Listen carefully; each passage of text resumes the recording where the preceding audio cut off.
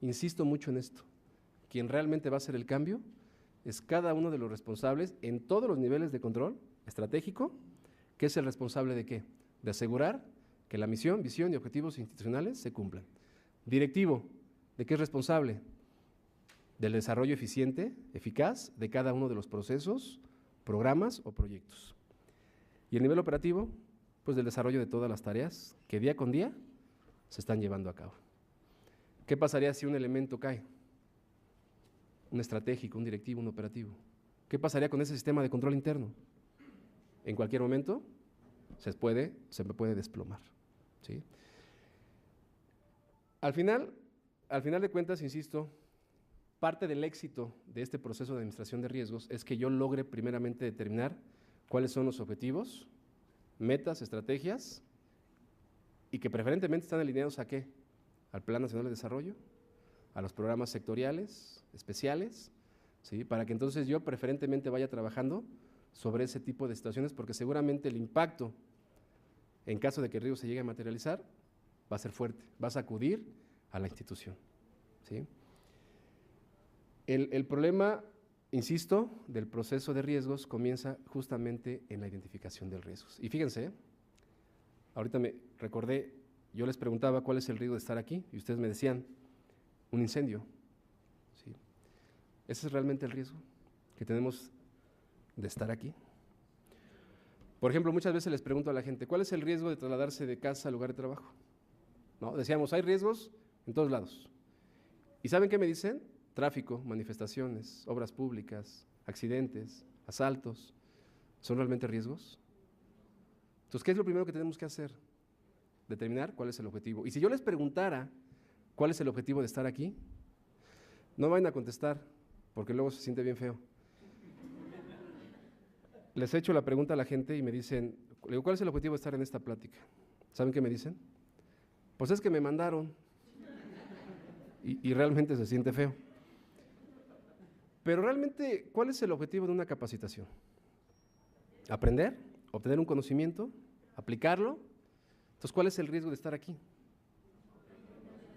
Que yo salga prácticamente como llegué, sin obtener absolutamente ningún conocimiento, ¿sí? Ahora, si yo logro identificar el riesgo alineado a los objetivos, a las metas y a las estrategias, la pregunta es, ¿cuáles serían las causas por las cuales yo no aprendí?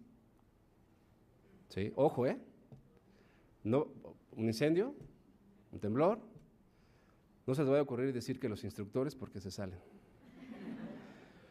Pero al final de cuentas, nosotros tenemos que empezar a identificar cuáles son las verdaderas causas por las cuales los riesgos están latentes, ¿sí? Una cosa es el riesgo y otra muy diferente son los factores de riesgo. Les comento lo siguiente. Hay un problema muy fuerte en las matrices de riesgos que hoy normalmente llegamos a revisar en las instituciones. Y ese problema justamente comienza en la confusión de lo que es un riesgo y factores de riesgo, ¿sí? Yo les haría la pregunta, ¿cuántos factores de riesgo pudieran estar relacionados a un solo riesgo? Cantidad, ¿sí? ¿Qué pasaría si yo tomo todo eso, ¿sí?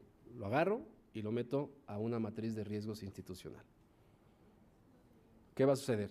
Que voy a exceder, voy a magnificar la problemática que hoy tienen las instituciones, ¿sí? He visto matrices de riesgos, mapas de riesgos con 300, 400 riesgos. Dices, bueno, pareciera que esta institución se está cayendo a pedazos. Y de repente empiezas a revisar el formato y te das cuenta que lo que realmente se están planteando no son riesgos, sino factores. Entonces, ¿cuál es la clave? La clave es que primero determinen la meta, los objetivos y las estrategias que hoy tenemos que estar cumpliendo, para que entonces podamos identificar plenamente esos riesgos. ¿Soy claro hasta aquí? ¿Sí? Ok. De acuerdo a este planteamiento, la segunda actividad que hay que realizar en la parte de evaluación de riesgos, ¿sí? Resumiendo un poquito, decíamos que la metodología se conforma de 7 etapas: comunicación y consulta, contexto, y estas 2 etapas tienen el propósito de ¿qué? De asegurar que los riesgos que hoy identifique la institución estén alineados a las metas y objetivos institucionales. ¿Correcto? La tercera etapa habla de la evaluación de riesgos. Y lo primero que pide el acuerdo, el proceso de riesgos, es que yo lo identifique a través de ¿qué? De las metas, objetivos y estrategias. La segunda actividad que tengo que realizar es la clasificación de los riesgos, ¿sí? Miren, esta parte yo siempre la he considerado la parte noble, fácil, porque ya existe un catálogo por parte de la Secretaría, ¿sí?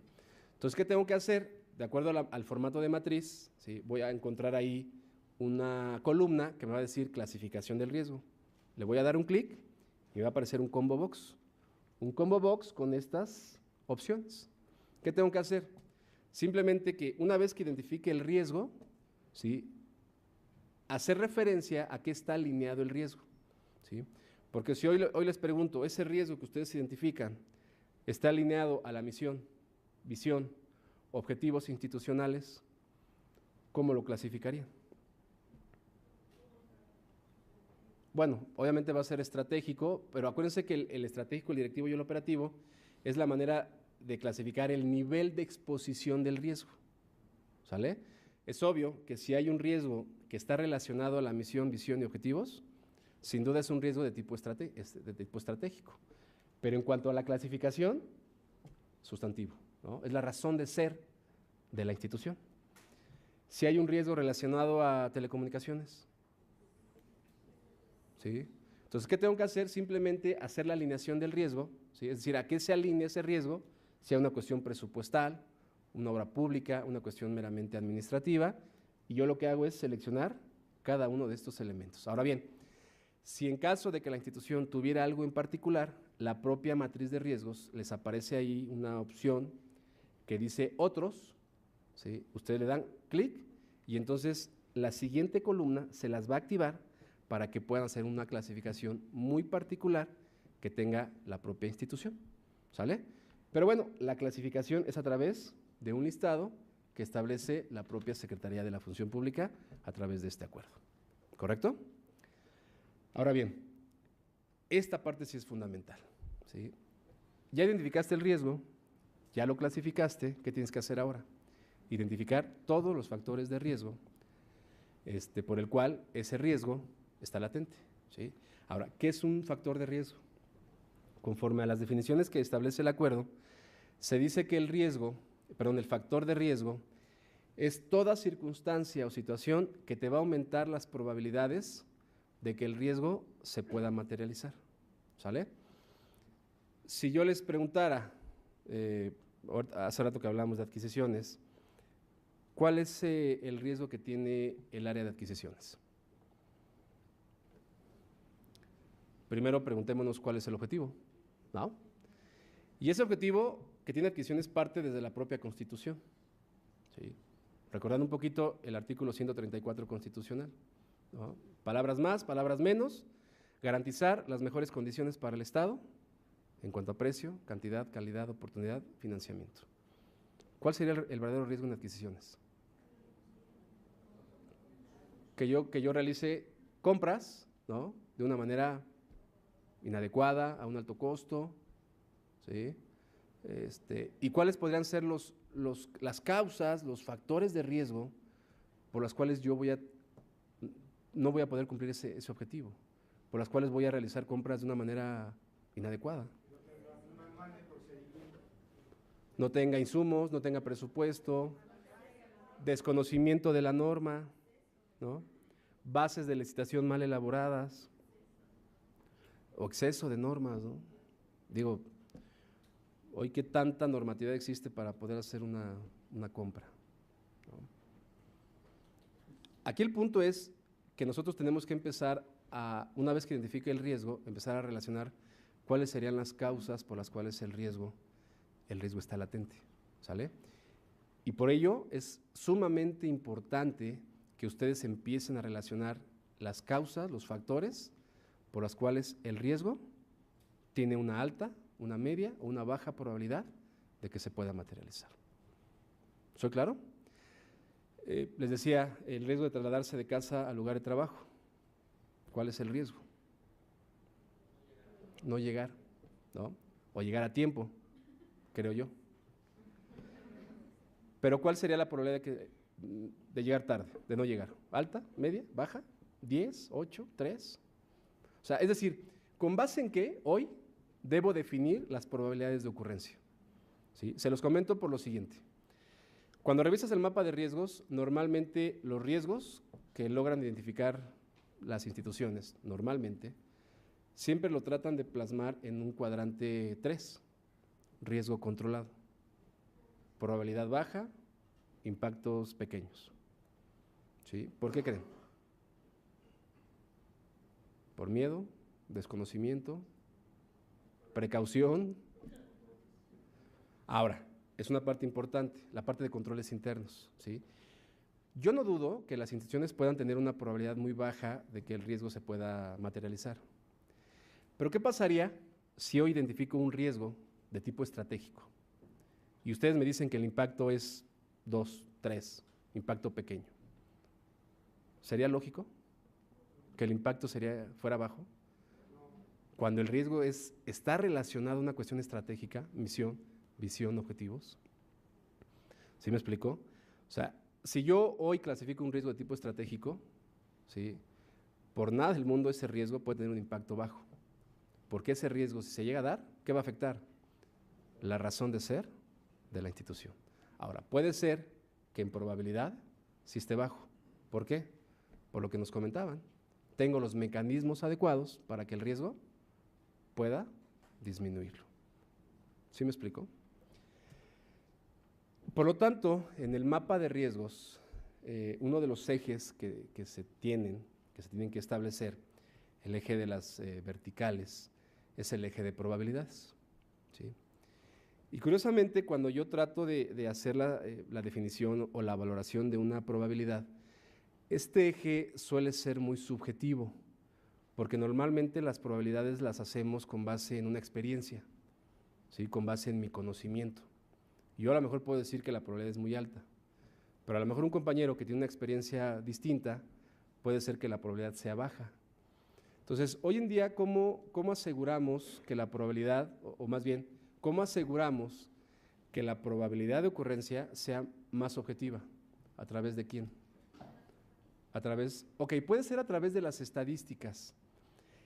Nada más que hay un problema. Lamentablemente en México no tenemos esa cultura de la estadística. Es decir, no tenemos hechos históricos acerca del comportamiento de nuestros riesgos.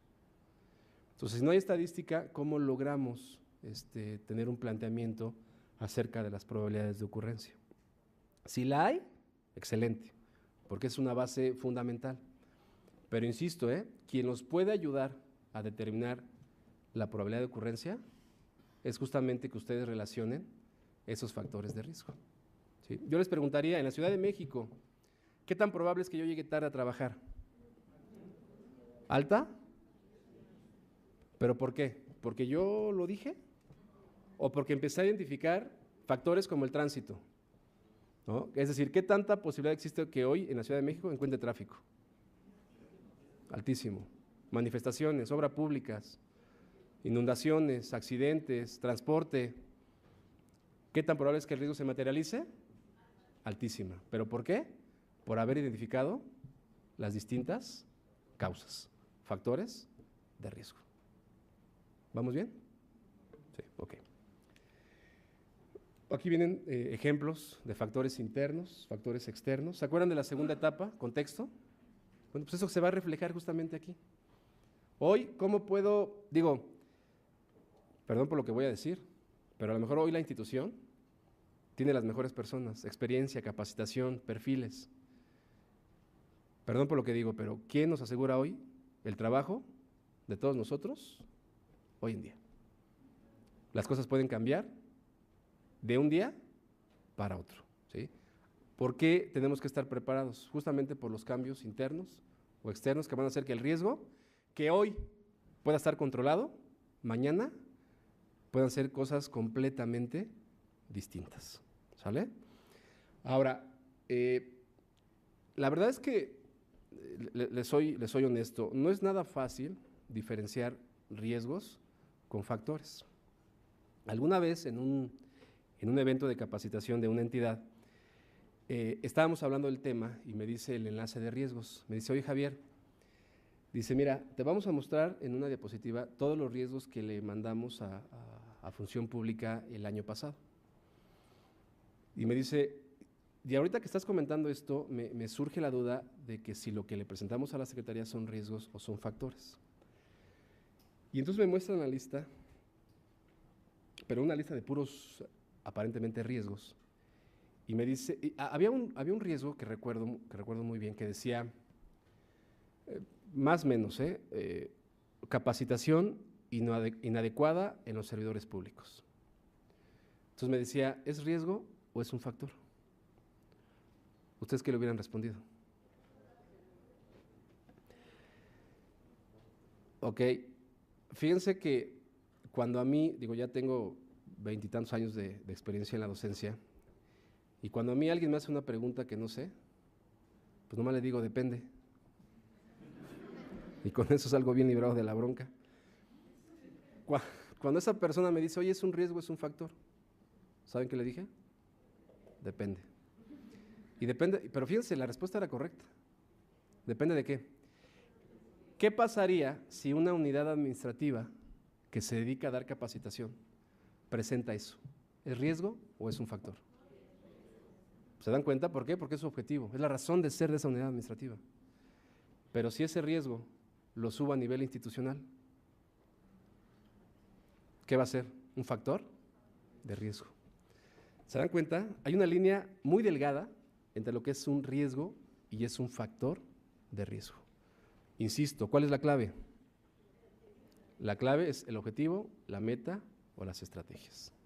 ¿Sale? Antes de responder cuál es el riesgo, primero pregunten, primero respondan, primero determinen cuál es el objetivo que tenemos que cumplir. ¿Soy claro? Y luego viene la otra parte, la identificación de los posibles efectos.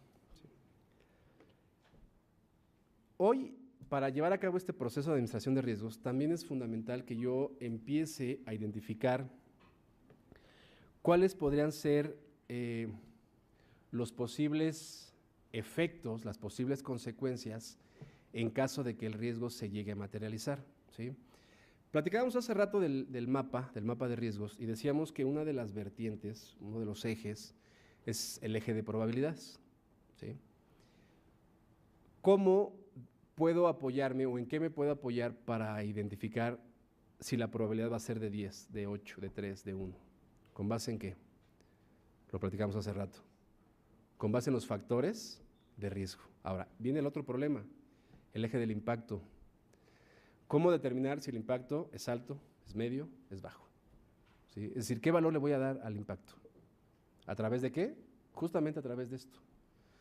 Porque fíjense, si hoy, por ejemplo, identifico que hay consecuencias, ¿sí? Consecuencias negativas, obviamente, y esa consecuencia de ese riesgo va a ser que yo afecte, no sé, la misión, la visión o los objetivos institucionales. ¿Cuál va a ser el impacto?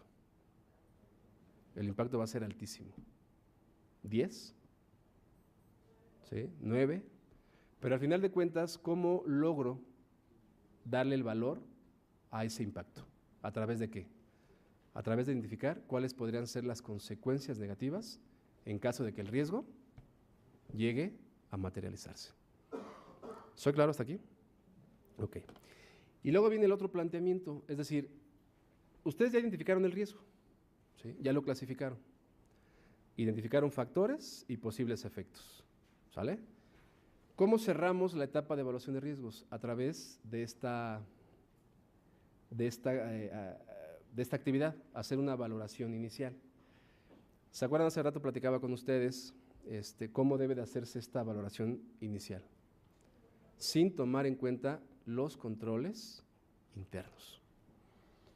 Resulta que lo que yo tengo que hacer aquí es que a través de 10 criterios definir el impacto y la probabilidad de que tenga el riesgo para materializarse, sin tomar en cuenta los controles internos. ¿Sí? Yo les decía, Quizá a lo mejor hoy denoto que hay un riesgo muy alto, bajo, impacto de 8, probabilidad 8.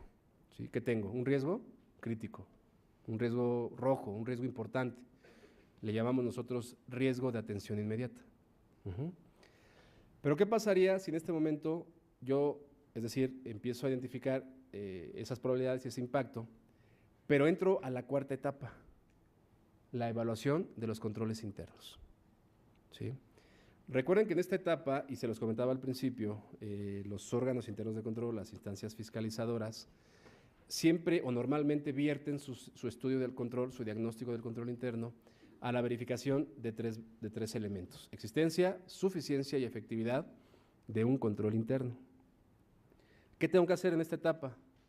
Verificar que realmente el control exista, sea suficiente y sea efectivo. ¿Sí? Eso es lo que establece justamente esta etapa. Ahora, para ello, tengo ahí un planteamiento que normalmente llego a hacer en la capacitación, sobre cómo hoy puedo evaluar esas tres condiciones del control interno: la existencia, la suficiencia, la efectividad. Y yo creo que para determinar la existencia de un control interno es la parte sencilla, la parte fácil. ¿Sí? Y bueno, digo fácil siempre y cuando tenga debidamente conceptualizado lo que es un control interno. ¿Sí? Y de acuerdo a lo que veíamos, decíamos que un control interno, por principio de cuentas, es un proceso. ¿Sí? ¿Qué entiendo por un proceso? Una serie de acciones, una serie de actividades para alcanzar un fin. ¿Estamos de acuerdo? Por lo tanto, un control interno no es un fin en sí mismo. Decíamos hace rato, el hecho de que hoy implemente controles no significa que las cosas van a cambiar favorablemente. Digo, esa tendría que ser la tendencia. Pero ¿qué pasaría si excedo en el mecanismo de control interno? ¿Qué pasaría si el control es realmente insuficiente? Por eso, justamente la necesidad de que en esta etapa garanticemos que se cumplan esas tres condiciones del control. ¿Sí? Ahora, ¿cómo le hago? Primeramente, para saber si el control existe. ¿Qué tendría que hacer? Sí, ojo, Ok, empezar a llegarnos de evidencia. Y esa evidencia normalmente se plantea como una de las actividades fundamentales en esta etapa, porque lo que yo tengo que hacer es empezarme a llegar de información. ¿Sí? Por ejemplo, normalmente los órganos internos de control, cuando llegan a hacer alguna auditoría, ¿qué es lo primero que piden? Los manuales, ¿no? Manuales de procedimientos, manuales de organización. ¿Qué tengo que hacer? Pues allegarme justamente de esos manuales. Finalmente, el manual de procedimientos me va a indicar la manera en que fluyen los procesos para que entonces yo empiece, digo, quizá me puedo basar en diferentes herramientas. No sé si ustedes han trabajado el diagrama de flujo, ¿sí? El mapear un proceso. ¿A mí para qué me sirve mapear el proceso? Conocer cómo inicia, cómo concluye un proceso. Y fíjense, hay algo curioso en esta herramienta, porque normalmente cuando yo doy esta capacitación de la herramienta del diagrama, en el curso les enseño cómo hacer todo o sea, toda la metodología, ¿no? Las reglas, las recomendaciones, el tipo inclusive de símbolos que es conveniente para los procesos de la administración pública. Y posteriormente les doy procedimientos para que ellos empiecen a practicar su diagrama de flujo. Y fíjense, hay algo muy curioso en este ejercicio, porque la gente normalmente no termina el proceso de diagramarlo. Inmediatamente cuando empiezan a hacer su diagrama, me comienzan a alzar la mano y me dicen: oye, Javier, estoy observando que en esta actividad que estoy diagramando en este momento, estoy detectando que hay una deficiencia del proceso, del procedimiento. Otros me dicen: hay una debilidad de control interno. Entonces, ¿qué les digo? Ponle una letra D con un color resaltado y vele poniendo el número consecutivo. ¿Sí? De tal manera que yo voy a tener la fotografía del proceso, pero más que la fotografía, yo voy a tener identificado ¿qué? Todas las debilidades que tiene mi procedimiento. ¿Para qué? Para que entonces las acciones que voy a implementar incidan favorablemente sobre esas actividades que carecen, que tienen una debilidad de control o que tienen una deficiencia del proceso. Si estas deficiencias, ahora hay algo muy importante aquí, Si estas deficiencias o estas debilidades de control interno las refiero hacia los factores de riesgo, el acuerdo, la matriz de riesgos de la Secretaría les pide que como máximo pongan 5 factores de riesgo para cada uno de los riesgos, ¿sí? Mi recomendación es la siguiente: yo les sugiero que más que irse por un factor de riesgo, traten de empezar a analizar la causa subyacente de estos factores de riesgo. Me pasó en una institución que habían detectado un riesgo y curiosamente uno de los principales factores de riesgo estaban relacionado a la corrupción, ¿sí? ¿Qué pasaría si yo me quedo a ese nivel de factor de riesgo? Es decir, ¿cuál sería la acción, la estrategia que voy a emplear para administrar cada una de estas situaciones, ¿sí? La pregunta sería, y el que me responda correctamente, le voy a regalar un certificado de control interno. No sé si sabían, la Secretaría recibió por ahí un apoyo con Banco Mundial para apoyar un proyecto que se llama Fortalecimiento y Consolidación del Control Interno. Entonces hicieron varias consultorías, se creó un estándar de competencia en control interno. Si alguien se quiere certificar hoy en control, ya lo puede hacer a través del Conocer. El Conocer es el que emite este certificado. Aquí traigo como 15. Quien me responda le regalo uno. Nada más me espera para rotular el nombre.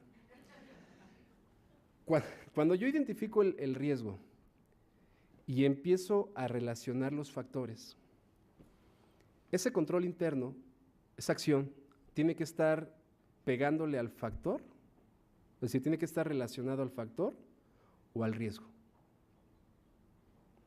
Es una pregunta importante, ¿eh? Es decir, ¿el control se alinea al factor o se alinea al riesgo? Al factor de riesgo nos dicen por acá. Y yo estoy completamente de acuerdo, ¿sí? Un control normalmente tiene que estar alineado al factor de riesgo. ¿Por qué? Porque el factor es la causa. Ahora, ¿qué pasaría si controlo el factor 1, el factor 2, el factor 3, 4, 5? ¿Qué pasa con el riesgo? El riesgo disminuye, pero si no conozco los factores, ¿cómo le hago para incidir o para administrar el riesgo que tenemos identificado? Es prácticamente imposible, ¿sale? Entonces, normalmente el control interno debe estar alineado a cada uno de los factores de riesgo. Por lo tanto, ¿qué pasaría si yo me quedo a un nivel de factor sobre la parte de corrupción? ¿Qué acciones, qué estrategias voy a emplear para abatir ese problema? Entonces, ¿qué sucede? Que la verdadera causa raíz no es esa. ¿Qué tengo que hacer? Empezar a analizar con diferentes metodologías. ¿Se acuerdan de la metodología de los 5 por qué que les comentaba? ¿No? Hay otra que es los mapas mentales, que esa es la más común, ¿no? ¿Qué pasa si yo tomo una deficiencia, un factor de riesgo y lo meto a un mapa mental?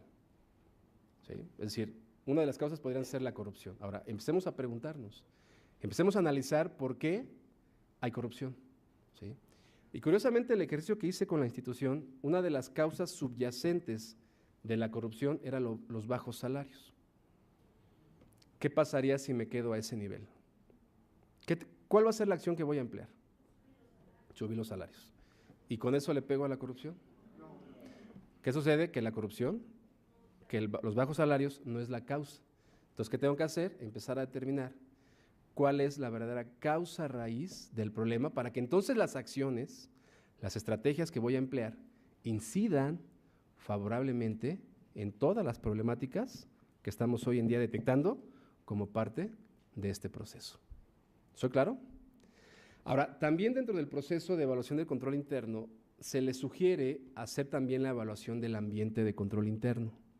¿Por qué razón? Yo estoy seguro que muchas de las áreas de oportunidad que hoy tenemos, no solamente en la administración pública, sino hasta en la iniciativa privada, muchos de los grandes problemas parten del ambiente de control interno. Si ese ambiente de control interno no está debidamente fortalecido, entonces, ¿qué va a suceder?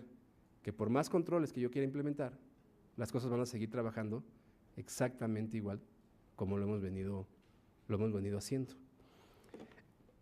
Aquí, si ustedes se fijan, hay una parte que habla de la descripción de los factores. ¿Factores de qué? ¿Factores de riesgo o factores de control? Porque así como hay factores de riesgo, también hay factores de control interno. ¿Qué es un factor de control? Un factor de control es toda circunstancia, toda situación que, sin ser un control interno, te va a ayudar a que el control realmente se aplique. Sí, no sé si me expliqué, porque creo que ni yo me entendí. Normalmente los factores de control están relacionados al fortalecimiento de un ambiente de control interno. Les voy a platicar un caso. Estando yo en Guadalajara dando una capacitación, en una de las sesiones que se tuvo, el director general comentaba de que había un problema con el registro de asistencia de las personas. Ese registro de asistencia era un lector, ¿no?, donde el servidor público tenía que llegar, pasar su credencial, y el lector se conectaba a una cámara fotográfica, ¿sí?, para que entonces la cámara le sacara la foto al servidor público. Digo, obviamente no se imprimía, pero sí se almacenaba en una bitácora, en una base de datos. ¿Qué pasa normalmente, o qué pasa generalmente cuando alguien llega y nos quiere imponer un control interno? Buscamos cómo brincarnos, hay resistencia, hay rechazos, normalmente, ¿no? Y bueno, pues sucedía justamente en esta entidad. La gente pasaba la credencial y ¿qué creen que hacía? Se iba. Y entonces la cámara dispare y dispare la pared. ¿Saben por qué?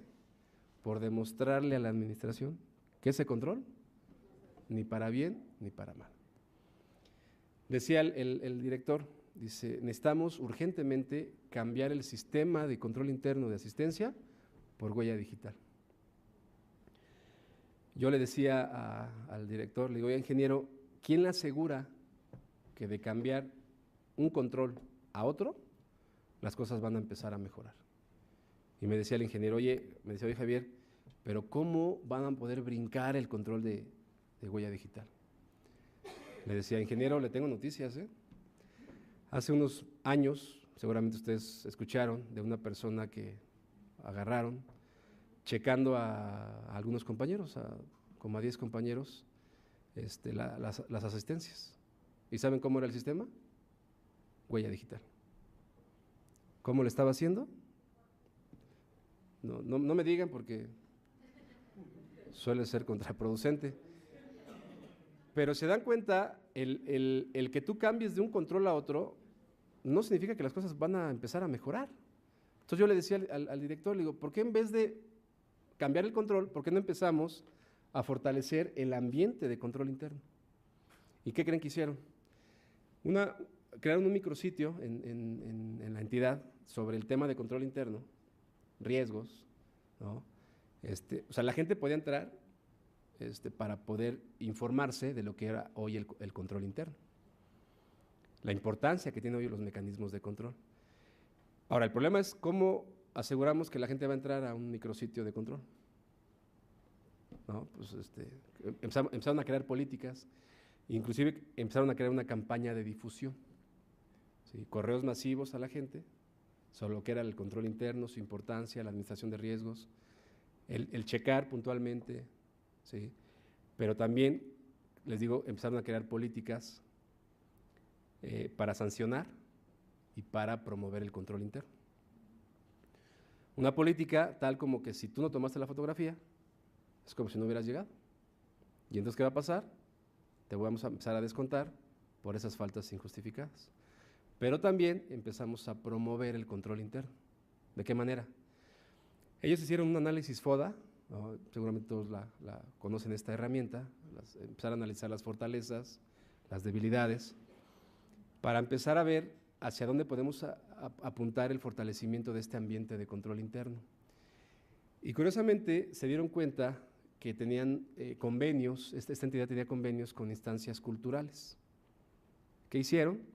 Que todas las personas que se registraban durante el mes de manera puntual y sacaban la foto, Recursos Humanos le mandaba un correo a ese servidor público para que pasara a recoger un boleto para ir a una obra de teatro, ir al cine, ir al parque, que no le costaba a la institución por esos convenios y tampoco le costaba al servidor público. ¿Qué creen que pasó? La gente se empezaba a pelear por tomarse la fotografía. Sabían que al mes se podían ir a algún evento y obviamente no le costaba absolutamente un peso. Insisto, y no quiero que se vaya a confundir el comentario, yo no quiero decir que fortalecer ambiente de control interno esté referido, esté relacionado a una cuestión económica, ¿sí? Porque obviamente hay instituciones que no lo pueden soportar, ¿sí? Pero ¿de qué manera nosotros internamente deberíamos de hacer un análisis de nuestro proceso, ¿sí? Para saber cuáles son nuestras fortalezas, nuestras debilidades y entonces las acciones sin obtener absolutamente ningún conocimiento, ¿sí? Ahora, si yo logro identificar el riesgo alineado a los objetivos, a las metas y a las estrategias, la pregunta es, ¿cuáles serían las causas por las cuales yo no aprendí? ¿Sí? Ojo, no, un incendio, un temblor, no se les vaya a ocurrir decir que los instructores porque se salen. Pero al final de cuentas, nosotros tenemos que empezar a identificar cuáles son las verdaderas causas por las cuales los riesgos están latentes, ¿sí? Una cosa es el riesgo y otra muy diferente son los factores de riesgo. Les comento lo siguiente. Hay un problema muy fuerte en las matrices de riesgos que hoy normalmente llegamos a revisar en las instituciones. Y ese problema justamente comienza en la confusión de lo que es un riesgo y factores de riesgo, ¿sí? Yo les haría la pregunta, ¿cuántos factores de riesgo pudieran estar relacionados a un solo riesgo? Cantidad, ¿sí? ¿Qué pasaría si yo tomo todo eso, ¿sí? Lo agarro y lo meto a una matriz de riesgos institucional? ¿Qué va a suceder? Que voy a exceder, voy a magnificar la problemática que hoy tienen las instituciones, ¿sí? He visto matrices de riesgos, mapas de riesgos con 300, 400 riesgos. Dices, bueno, pareciera que esta institución se está cayendo a pedazos. Y de repente empiezas a revisar el formato y te das cuenta que lo que realmente se están planteando no son riesgos, sino factores. Entonces, ¿cuál es la clave? La clave es que primero determinen la meta, los objetivos y las estrategias que hoy tenemos que estar cumpliendo, para que entonces podamos identificar plenamente esos riesgos. ¿Soy claro hasta aquí? ¿Sí? Ok. De acuerdo a este planteamiento, la segunda actividad que hay que realizar en la parte de evaluación de riesgos, ¿sí? Resumiendo un poquito, decíamos que la metodología se conforma de 7 etapas: comunicación y consulta, contexto, y estas 2 etapas tienen el propósito de ¿qué? De asegurar que los riesgos que hoy identifique la institución estén alineados a las metas y objetivos institucionales, ¿correcto? El problema, insisto, del proceso de riesgos comienza justamente en la identificación de riesgos. Y fíjense, ahorita me recordé, yo les preguntaba cuál es el riesgo de estar aquí y ustedes me decían, un incendio, ¿sí? ¿Ese es realmente el riesgo que tenemos de estar aquí? Por ejemplo, muchas veces les pregunto a la gente, ¿cuál es el riesgo de trasladarse de casa al lugar de trabajo? ¿No? Decíamos, hay riesgos en todos lados. ¿Y saben qué me dicen? Tráfico, manifestaciones, obras públicas, accidentes, asaltos. ¿Son realmente riesgos? Entonces, ¿qué es lo primero que tenemos que hacer? Determinar cuál es el objetivo. Y si yo les preguntara cuál es el objetivo de estar aquí, no vayan a contestar, porque luego se siente bien feo. Les he hecho la pregunta a la gente y me dicen, le digo, ¿cuál es el objetivo de estar en esta plática? ¿Saben qué me dicen? Pues es que me mandaron. Y realmente se siente feo. Pero realmente, ¿cuál es el objetivo de una capacitación? Aprender, obtener un conocimiento, aplicarlo. Entonces, ¿cuál es el riesgo de estar aquí? Que yo salga prácticamente como llegué. Tercera etapa habla de la evaluación de riesgos. Y lo primero que pide el acuerdo, el proceso de riesgos, es que yo lo identifique a través de ¿qué? De las metas, objetivos y estrategias. La segunda actividad que tengo que realizar es la clasificación de los riesgos, ¿sí? Miren, esta parte yo siempre la he considerado la parte noble, fácil, porque ya existe un catálogo por parte de la Secretaría, ¿sí? Entonces, ¿qué tengo que hacer? De acuerdo al formato de matriz, ¿sí? Voy a encontrar ahí una columna que me va a decir clasificación del riesgo. Le voy a dar un clic y me va a aparecer un combo box. Un combo box con estas opciones. ¿Qué tengo que hacer? Simplemente que una vez que identifique el riesgo, ¿sí? Hacer referencia a qué está alineado el riesgo, ¿sí? Porque si hoy les pregunto, ese riesgo que ustedes identifican, ¿está alineado a la misión, visión, objetivos institucionales? ¿Cómo lo clasificarían? Bueno, obviamente va a ser estratégico, pero acuérdense que el estratégico, el directivo y el operativo es la manera de clasificar el nivel de exposición del riesgo, ¿sale? Insisto mucho en esto. Quien realmente va a hacer el cambio es cada uno de los responsables en todos los niveles de control estratégico, que es el responsable de ¿qué? De asegurar que la misión, visión y objetivos institucionales se cumplan. Directivo, ¿de qué es responsable? Del desarrollo eficiente, eficaz de cada uno de los procesos, programas o proyectos. Y el nivel operativo, pues del desarrollo de todas las tareas que día con día se están llevando a cabo. ¿Qué pasaría si un elemento cae? Un estratégico, un directivo, un operativo. ¿Qué pasaría con ese sistema de control interno? En cualquier momento se me puede desplomar, ¿sí? Al final de cuentas, insisto, parte del éxito de este proceso de administración de riesgos es que yo logre primeramente determinar cuáles son los objetivos, metas, estrategias, y que preferentemente están alineados ¿a qué? Al Plan Nacional de Desarrollo, a los programas sectoriales, especiales, ¿sí? Para que entonces yo preferentemente vaya trabajando sobre ese tipo de situaciones, porque seguramente el impacto, en caso de que el riesgo se llegue a materializar, va a ser fuerte, va a sacudir a la institución, ¿sí?